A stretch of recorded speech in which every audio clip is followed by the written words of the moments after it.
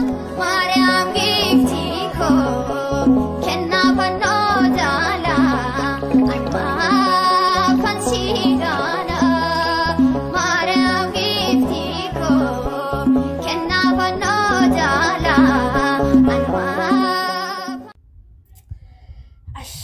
ashama kabajamtoota fi jaalatamtoota hordoftoota chaanaalii YouTube jalatti argamtan hunduma keessaan nagaan koo kan kabajaa kan jaalalaa iddoo jirtanii fi mana jirtaniif gola jirtanitti simbira naaf haa ga'uun isiniin jedha akkam jirtu ana buleettiin keessaan nagaa kootii galanni waaqayyoof haa ta'u hunduma keenya kan yeroo kanaan nu ga'e warroonni chaanaalii kootiif mana kootiif haarawaa taatan like share subscribe gochuun karaa maatii kootiitti akka dabalamtan asumaanan jaalalaan isin affeereen jira obboloota koo warroonni maatii koo taatan immoo hanga guyyaa har'aa na waliin taatan jaalatoma ammas laayikii sheeriin keessan nama kan biraa akka nafne na duwwaa qofaa miti obboloota koo warra gadaa jiranis warra monetizii ta'anis hunda biraa laayikii sheeriin keessan akka nafne wallaa jajjabeessuun isiniin jira warroonni immoo maatii koontaanee karaa maatii kootiitti akka dabalamtanii wantoota garaagaraa barumsa garaagaraa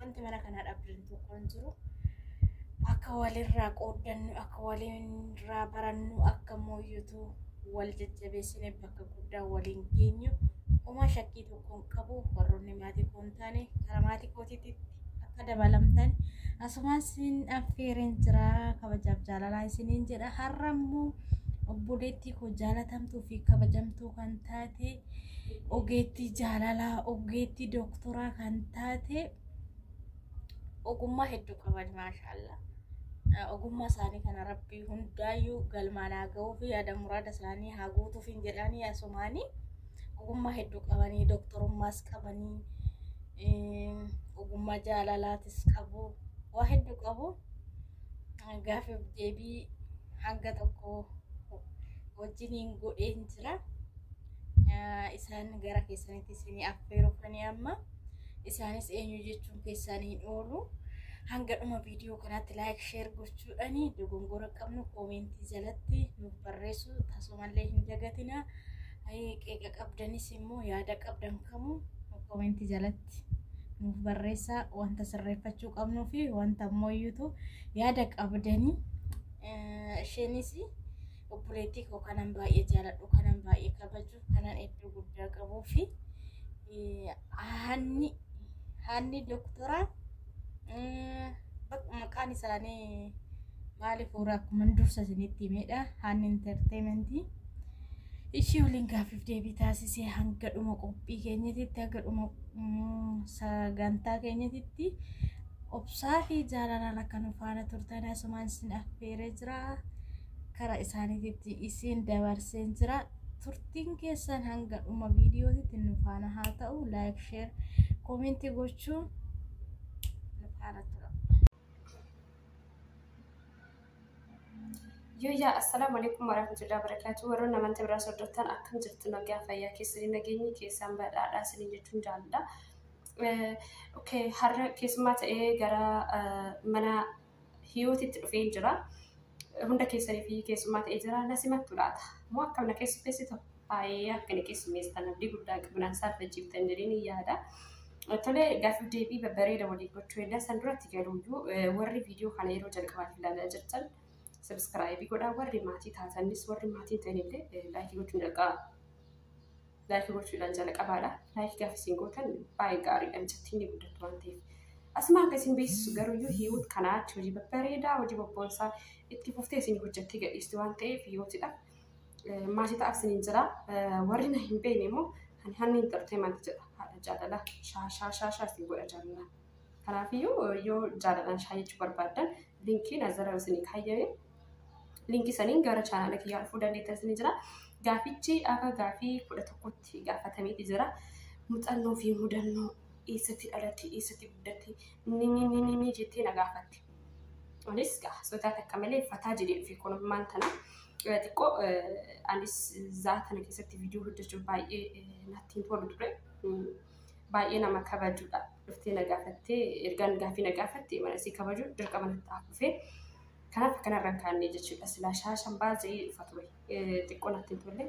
Amma wazirra osoo jirus ni waraabaa jira. Kanaafiyyuu mee gaafichatti seennu laafii gochuudhaan jalqabaa isiniin jedha. Baay'ee isin jaalladha. Baay'ee isin kabajna. Okay. Gaafichis Hanni akkee maal jette?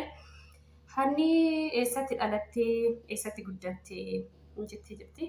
Ani Hanniin dhalattuu Arsiiti. Arsii bahaa dheeraa jechuudha. Achumatti dhaladhe achumatti guddadhe siin jedha. Mee osoo carraa sii kenname addunyaa kanarraa maal balleessitaa jetteetti jirti. Addunyaa kanarraa osoo carraa argadhee gabrummaan balleessa. Saba koo bilisoomsa siin jedha. Okay. Lammaffadha walitti deebineeti jira. Lammaffaan immoo sooshaal miidiyaa siif maalidha jettee jirti. Sooshaal miidiyaan naaf waan guddaadha. Erga sooshaal miidiyaadhaan wal baree gaariis argee jira, badas argee jira. Namni hagam takka akka garaa namatti jabaatus argee jira. Hagam takka namni akka garaa namaa laafus argee jira. Namootanis wal baree jira. Waa baay'ee baree jira. Kanaafiyyuu barumsa baay'ee irraa fudhadhee jira jechuudha. Kanaaf sooshaal miidiyaan anaaf waa baay'ee na barsiisee waan guddaadha siin jedha. Okay. Sadaffaan onnee kee jaalalaan miidhamee ni beekaa yeroo sanitti maaltu sitti dhagahame? Onneen kee jaalalaan miidhamee ni beeka. Kanaan durallee gaaffii kana gaafatamee ture. Garuu deebisuun barbaannee ture. Onneen kee jaalalaan miidhamee ture. Baay'ee tokko miidhamee ture. Ambara dibeen dubbadhaaree dubbachatiidha akkamittiin dubbadha. Nadhiisaa maaloo bira naafuu ta'a. Tole egaa mana kabajaa dhufneeti. Kabajnee dubbachuun dirqamni ta'a waan ta'eef jaalalaan miidhamee ture. Jaalalaan sababa miidhameef illee mana barumsaatti ture. Mana barumsaatti nama jaaladha ture. Jaalala akkasii wal argamsiisan sun ta'etti nama osoo waan koo ta'e jedheetti jaalladhu. Osoo waan koo ta'e jedhee jaalladhu ture. Osoo naan isa hawwiinnis osoo ana hawwiyyuu bakka mucaan abbaa guddaa isaa garuu jidduu keenya seenee jechuudha. Jidduu keenya seenee akkaan ani isa jaalladhu barbaadani garuu isa saniin jaalladha malee. Jiddumaatti bakka jaalalli kiyyaaf keessaa achuma dhaabbatee jechuudha. Waan inni xaalqaa seeneef jechuudha. Kanaaf aan jaalallachuu iyyuu hin jaallanne mucaa jaalallisis hin arkanne ka jidduu seenes hin milkoofne dubbattanne jechuudha. Mudannoo na keessaa hin baanedha. Akkasiis hin jaa. Okay guys, gaafiin akkuma itti fufeetti jira. Arfaffaadha walitti deebi'ee jira. Arfaffaan immoo nama jaalalaan miidhamee argitee beektaa. Osoo argitee maal gorsitaa? Nama jaalalaan miidhame keessumaayyuu yeroo ammaa kana keessatti jaalala keessatti kan miidhamee kufee bakka kufee hin taane shamarranidha. Dhiirti homaayyuu ittiin fakkaatu jechuudha. Kanaaf shamara jaalalaan miidhamte osoo arkee in gorsii ani gorsullee jireenya darbee san irraanfadhu jireenya takka jettee jalqabuu dandeetta waan ta'eef yeroo tokko nuti waan nama tokko hin jaalanna yoo namni sun nuuf hin kennamin jechuudha. Waan namni sun miidhaaf nurratti hojjetan itti fakkaata garuu kan rabbi nuuf uumee jedhanii jira. Akkuma gaafuma dura dhalannu rabbiin nama nuuf ta'e nu uumee lafa jira jechuudha. Kanaaf riskiin kennatti waan hin jirreef isaan walitti dabalamuu dhabne jennee kana beekuu qabna jechuudha. Kanaafuu rabbiin waloluu hin qabnu, rabbiitti dabalanuu hin qabnu. Erga carraan keenya nuuf laatamee inni hankoon ta'e wanti kun rabbiirraa jedhee amanuu qaba jechuudha. Amanuu qabda jedhee amansiisuu qaba. Kanaaf kan rabbi sii laatee lafa jira waan ta'eef carraan kan kee lafa jira. Fayyaa qabda waan ta'eef fayyaa kan kee hin jeeqini. Jireenya kee takka jedhee jalqabii jedhee ni gorsaa jechuudha. Akkasiin jedhee konkoree jechuudha. Okay guys, gaafichi hin xumuramne baay'eetu jira isiniin jeetii jira. Shanaffaa arginee jirra. Shanaffaan garaagarumsa artistootaa fi gaazexeessota maaliidhaan naan jettee jirti. Garaagarumsa isaan ni qaban. Garuu akka hawaasaatti fakkeenyaaf aartii fi gaazexeessan hawaasa biratti tokko jedhee fudhadha. Maaliif ijaaf gurra Oromooti. Ijaaf gurra hawaasaati jechuudha. Garuu akka amantiitti yoo deebine garuu kanaan ani filadhu gaazexummaadha. Gaazexummaan amantiidhaan xiqqootti siin buusu. Amantuu kamii keessattuu garuu weellisuun dhorkaadha waan ta'eef akkasiis hin jaa garaagarumsi isaa kana. Garuu akka sabaatitti yoo nama sabaaf hojjetus ta'e yoo nama jaalala sibsu taate gaazexummaa kan biratti yoo hojjetaa jiru taate hojii aartiitii kunis ijaaf gurra Oromooti. Gurraa jechuudha. Gurra ijaa fi gurra hawaasatii jechuudha. Kanaaf hojiin isaanii tokko ta'uu ni danda'a. Garuu kan adda baasu akka hojiitti osoo fudhatanii anam akka filannootti osoo fudhadhee gaazexeessummaa fudhadha malee aartiin fudhadhu jechuudha. Akkasiinis ni jira. Kan hordoftoota jahaffarra geenyee jirra. Jahaffaan osoo guyyaa tokko naaf adeemu jettee guyyaa kamtuyyuu akkasii deemuu barbaaddaa jettee guyyaa kan zara dhufe akkaan hawwu kan carraan adeemuu hin qabnetu jira. Guyyaa san yaadachuun barbaadu ture garuu na yaadachiifteeti jirti. Guyyaa wahii ture. Aanaa bilaazarii kiyyaa faazarii kiyyaa ummaatii taanee mana firaa deemnee mana firaatii yoo deebinu iddoo bashannanaa tokko deemnee buqannee jenne jechuudha. So maalinni abbaa koo haadha koo obboleessa koo wal cinaatti arguu isaanii baay'ee na gammachiise. Osoo hawwee amma garuu isaan wal cinaatti akkasitti arkachuu hin danda'u. Maaliif rabbi isaa araaramu waan ta'eef abbaan koos gara fuula rabbi deemanii jiranii haati koo fi immaan koo garuu haati kootii fi obboleessi koo ni jira. Garuu abbaan koo deemee jira waan ta'eef carraa akkasitti wal biratti arkee gammadu san arkachuu hin danda'u. Sinaa deebi'ee guyyaa isaan ture. Akkasitti sin jira. Tole hordoftoota keenya torbaffaarra geenyeeti jirra. Torbaffaan osoo bilisummaan bifa qabaattee jettee bifa akkamii osoo taatee filattaa jettee jirti. Bilisummaan osoo bifa qabaattee akka jedhu bifa magariisaa boora jechuu hin danda'u. Osoo bilisummaan bifa qabaattee fakkeenyaaf hawaasni keenya jechuudha waan hir'ina nyaataa, hir'ina bishaanii, hir'ina jiruuf jireenya hir'ina soorataa waan dhabaniif bifti isaanii jijjiirame. Amma mucaa waggaa 15 fiddee osoo mucaa biyyaa nama jiraadhu kanaan wal bira dhaabdee inni kun waggaa 50 kun immoo waggaa 15 osoo wal bira dhaabdee tokko maaliif nyaatamee dhumee jira jechuudha. Soorata gahaa hin qabu jechuudha. Osoo bilisummaan bifa qabaattee jedhanii uummanni kun akka bifa isaatiitti deemu umrii isaatiin akka qaamni isaa wal madaalu akkasiin fedha. Isni gala jedhee yaada. Osoo hiyyummaan saba keenyarraa yookaan hawaasa keenyarraa haatee bifti isaanii deebi'ee bifti isaanii osoo umrii isaaniitiin wal madaale amma daa'imuma xiqqatu jaarsa fakkaata. Sababi maali aadaa garraa kan ka'e jechuudha. Hiyyummaarraa kan ka'e jechuudha.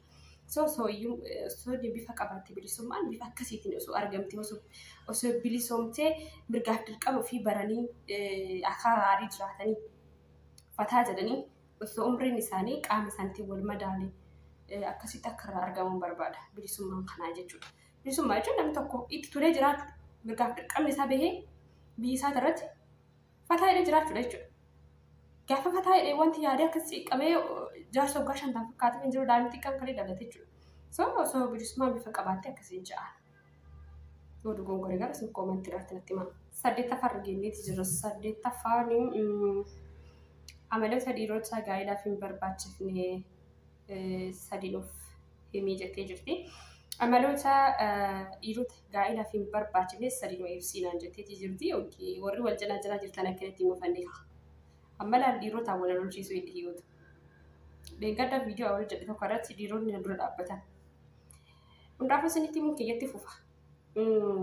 Dhiironni gaa'elaaf hin taane mallattoon isaan argisiisan tokkoffaa irratti siif hin yaadan. Siif hin yaadan jechuun kiyyoo boruu si barbaade boruu sirraa dhalee haadha manaa gaarii si godhatee si wajjin jiraachuu barbaade siif hin yaada. Siif hin yaadu jechuudha mallattoodhaan si xaqqasu qabaman tana. Osoo ati hojii dhabdee mana jiraatte akkamittiin hojjetiin? Tirfii yaada jechuudha. Tirfii yaada wanta sirraa argatu san yaada jechuudha. Tirfii. Okay. Dhiirti si yaadu akka ati miidhamtu hin barbaadu. Hojii humnaa olii akka ati hojjettu hin barbaadu. Boruu mana isaa akka ati qabattuuf barbaada waan ta'eef baay'ee si jaalata. Si jammara akka ati baatee hojjettu. Gonkumaan barbaadu ofii dhagaa cabsee sitti fiduu barbaada jechuudha. Kanaafiyyuu dhiirti si jaalattu qofarratti si yaada. Lammaffaa irratti immoo walitti dhufeenya irratti yeroo sitti haasawu maal jedhesti baqalee biyyatti akkas goonee akkana goonee gara fuulduraa akkatti jiraannaa siin jedha. It's okay. Torbee tokko gaafa akkasii jala jennu torbee lammaffaa jecha siin jedha isaan dhugoomsuudhaaf maallaqa argee siin jedha. Sadaffaan immoo tuyyuu akkam jeesii ibsanii hin beekaa hojii isaanii waan ta'eef jechuudha. Siinaasaa hin jaalatu. Osmaan hojii hin qabne kana biizii faasin jedha. Siin haasawuun isa hin gammachiisu qalbiidhaan sittiin haasawuun si bira jiru si bira hin jiru. Osoo sitti haasaa jiru qalbiidhaan dhaggeeffatu jechuudha jetteessan jechuudha ofii malee jechuudha kan kee dhaggeeffatee jirra jechuudha isa hin gammachiisu. Kanaafuu dhirta akkasiisus hin ta'u jechuudha. Dhiifama kan warri dhiirota akkamitti muufan. Anyway, wajjin tura hagammachuu iyyuu gaaffii haga 8 isin deemsee jira. Saglaffarra yennee jira. Saglaffaan immoo iyyuu jaalalli bakka meeqatti qoodama? Jaalalli bakka lamatti qoodama. Hiriyyummaan jiraachuutu jira. Haadha manaa ta'ee jiraachuutu jira.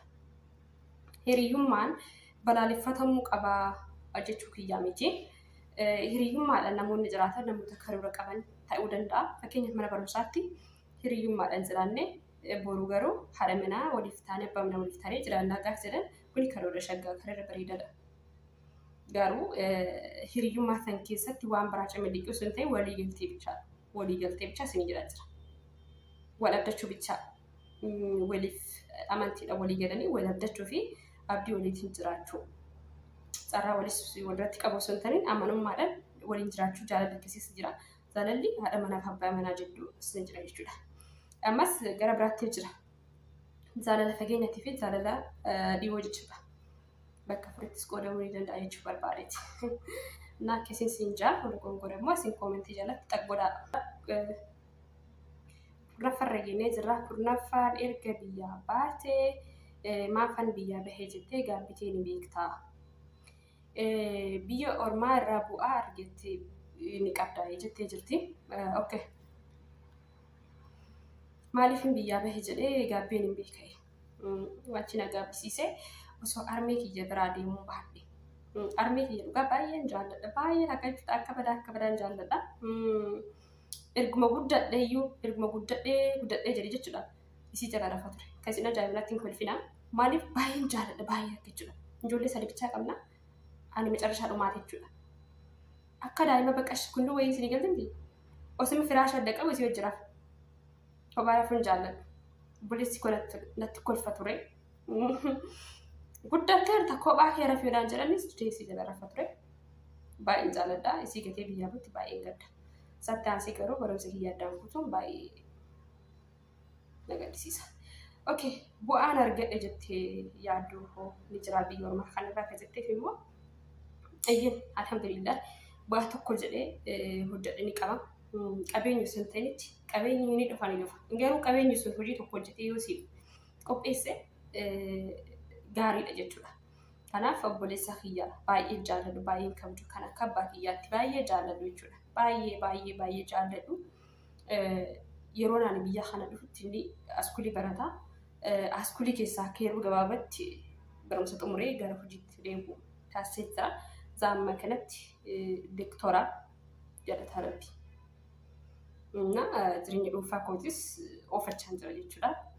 Isaallee gargaarsa godheera. Innis amma hojii hojjetataa jira. Anaayyuu gargaaraa jira jechuudha. Kanaaf siin jedhagaa firii bu'aa. Hojii kee firii isaa argatu baay'ee sitti tola. Isa kanaa jechuudha. Akka qabeenyaatti garuu hin qabachuun baay'ee ulfaata waan ta'eef ani isaaf akkas ta'uun anaaf waan guddaadha. Qabeenyis mana keessas jiraatu garuu mana keessaa qisaasessuun barbaachisaaf olmaa oolu waan barbaaduuf gargaarsa godheefii jira. Innis iddoo guddaa ga'ee jira iddoo gabaabaatti jechuudha. Umrii isaa malee doktora ta'ee argamee jira. Alhamdulillah rabbil alamin obboleessi koo hangafaa jechuudha. Ijoollee sadii bichaadha jedhee isintti jira. Obboleessi keenya bira jira. Ani sarara dhaladhee kanaan irratti dhaladhe jechuudha. Obboleessa biraas hin qabu. Abbaas hin qabu baay'een jaalladhe jechuudha. Kanaaf baay'ee na gammachiisa. Akkasumas keessa nama wajjin haa ta'u gaaffii tokko bichaa qabna waan ta'eef shaashaan baazillee adda deemna waan ta'eef garas hin deemina isiniin ja'a laayikii godha. Laayikii gootaniirtu laayikii godha deemaati. Okay, 11ffaa argeenye jirra. 11ffaanii osoo biyya jiraatte maal osoo argate si gammachiisa jettee jirti. Maal osoo hojjete si gammachiisa jettee jirti. Okay. Biyya keessatti wanti ani hojjedhee jedhee nagammachiisu jechuudha. Biyya koo bilisoomsuu. Dursa garuu jireenya dhuunfaa kiyya bilisoomsuun jaalladha. Haa ta'u garuu akka dhuunfaatti jireenya koo bilisoomsuu akka gaarii jiraachuu abbaa manaa shaasambaa jedhu kan kolfu yeroo maraaffataa na godhu siinqii akka hin feene. Eessa baate eessa haasofte silkii naasee akkasiin ta'e kan nan hiraarsine si jettee haala tiyee kaasaa 24 kofla. Gurraacha hin ta'e gabaabaan ta'e bakka hulluun yoonaal rakkoo hin qabu. Nacnaacaan ta'e inuma haa koflu yeroo hundaayyuu. Caqcaqaa bichaan ta'e. Caqcaqaa halkan takka biraan bulu caqcaqaa. Akkasisinjaa biyya ormaa kanatti immoo kan inni osoo hojjedhe na gammachiisu jechaadha. Madaamiilee ani bira hojjedhisan hunda isaaniitu osoo carraa isaan hojjechiisu argate. Isaan shaqaalaa godhu. Madaamiilee san hundayyuu osoo shaqaalaa godhu carraa argate. Akkana inni itti hojjechiisu. Akkana inni itti hojjechiisu carraan qabu malee. Carraan sunaaf kenname tokkoffaa madaamii tokko jirti.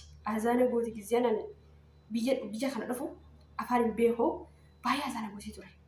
Osoo madaamii san qacaree bargicha bata fiduu balchaan hojjechiisa ture. Carraan naaf hin kennamu haa. Tole hordoftoota kabajamtoota keenya gaaffii deebiin keenya kan guyyaa har'aa kana fakkaataa xumuramee jira.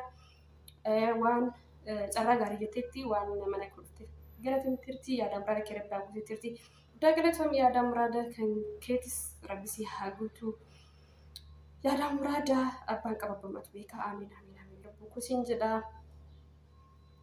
Waan hojii turtaniif baay'ee galatoomaa kabajamaa ulfaadhaa yeroo keessan aarsa gootanii kan faana turtan baay'ee sin jaalannaa. Gaaffii yoo qabaattan tariitii deebi'ee siin deebisuu danda'a. Yoo gaaffiin jiraate mana kanatti deebi'uun kiyya dhoolu. Kanaafuu gaaffii qabdanis komii qabdanis hirrinnaa jirus nutti maasiniin jira. Ammantan zaatii kanatti osoo natti toliin viidiyoo isin waraabaa jira jaalan mukkeessin irraa fidee bira. Yeroo gaarii qabaadhaa baay'ee sin jaaladha. Kabajamaa ulfaadhaa Oromoo kiyyaa chaaw. Isiniin ja'a.